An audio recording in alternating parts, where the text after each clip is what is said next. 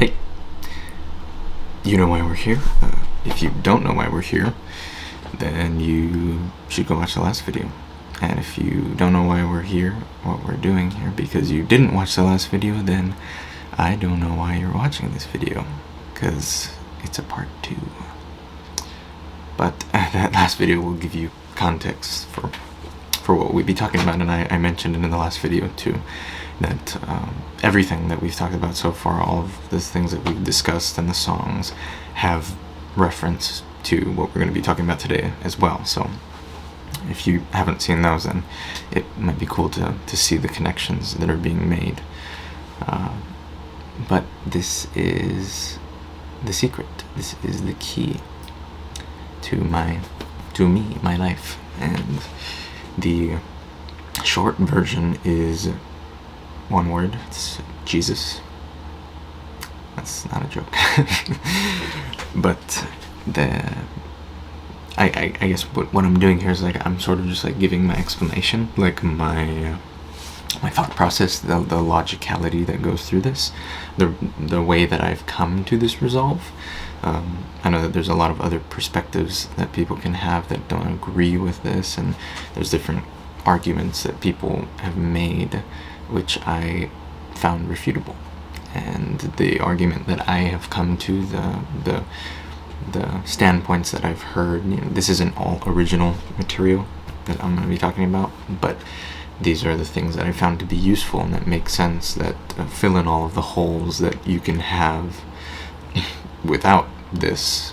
These are the ways that I found the answers to all of the things that from the other videos with. Okay, but we'll get into it. So, the first point, the universe. If the universe exists as time, space, and matter, which are interdependent, according to science, none of them could have existed without the other one existing at the same time. That means that the thing that created the universe, time, space, and matter, could not have been subject to time, space, and matter.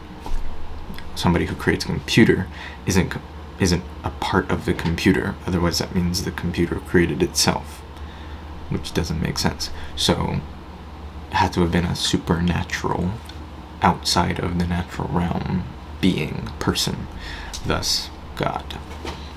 And some people might say that, oh, it was a more intelligent species, but then that species would also have to be subject to time, space, and matter, and then what created them, what created that universe, and on it goes. So God is the outside of time, space, and matter that was able to make it all as it is now, or at least somewhat as it is now, I mean.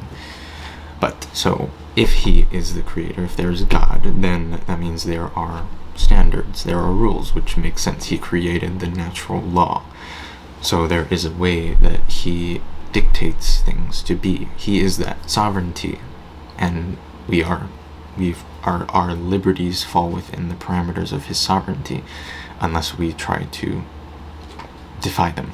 And of course, everyone has, being imperfect. So the next point of this is that if we are imperfect, then in the court of law, like in a regular court of law, in the court of God, we would be guilty of the consequence of defying that standard of perfection. And the only way I was talking about this with a friend recently, but the only way I could ever get out of my guilt is to serve my sentence and then be done with it, or be pardoned, be let off, or somebody taking my place. So according to the Bible, somebody took our place. God came down, Jesus, and took my place, and now I can live in a right standing with God, and I can have a relationship with him, like a father-son, a creator-created relationship.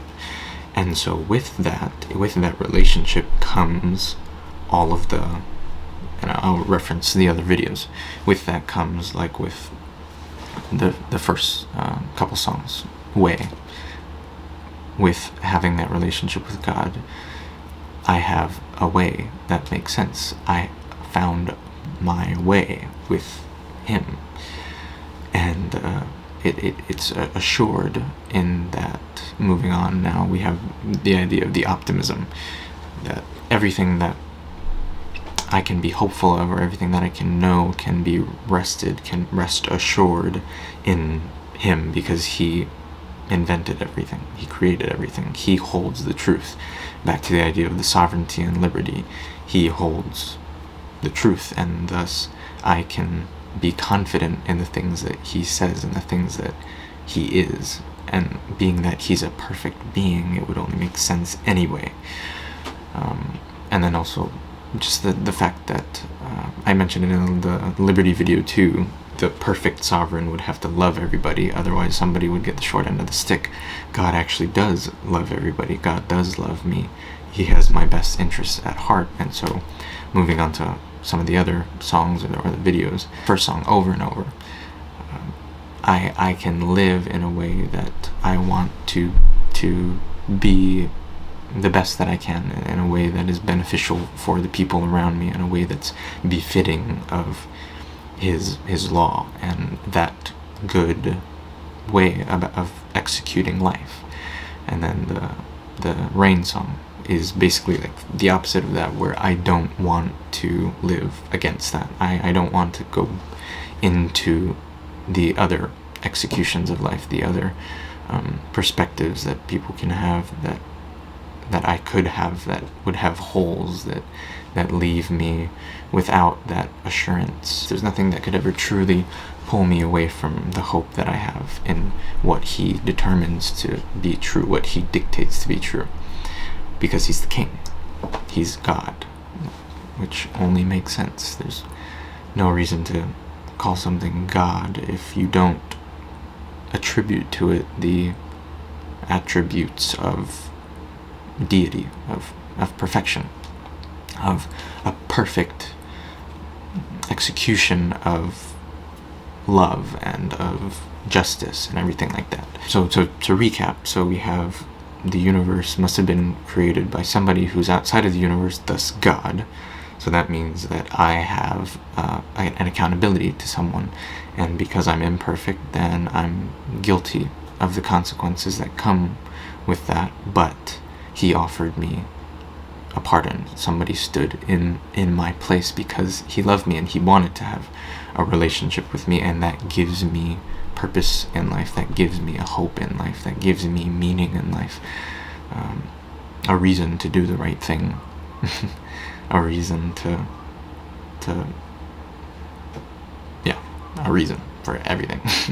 And it's really easy, it's really simple. The Bible says that if you confess with your mouth that Jesus is Lord, believe in your heart that God raised Him from the dead, you'll be saved. That's as simple as that. There's tons of other details to this whole thing, of course, other arguments that people could make, the nitty-gritty stuff, and as we go through more things, we will be talking about it more, and then we'll get into the exclusive interviews of each of those songs, and we'll understand more of the specific details of what they were talking about, and the pictures and stuff, or what I was thinking about with when I was making the lyrics and everything. But this is all this is the key, this is the secret, and that's basically it. So or is it part 3? I don't know. I guess we'll see. I'll see you next time.